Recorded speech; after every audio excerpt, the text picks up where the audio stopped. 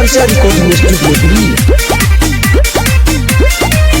तोरा उठवा के लाली की कनवा के बाली की पौवा के तोहरा पार दिलवा के कैलस घायल भइल बानी कायल दिलवा के कैलस घायल भइल बानी कायल।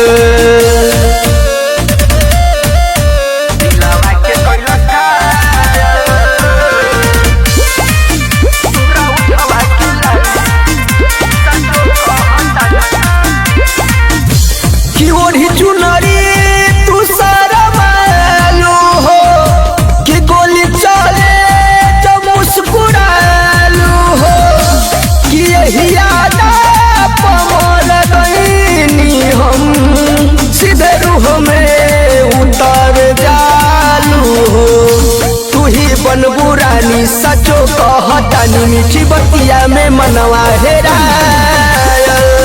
दिलवा के कैलस घायल भइल बानी कायल।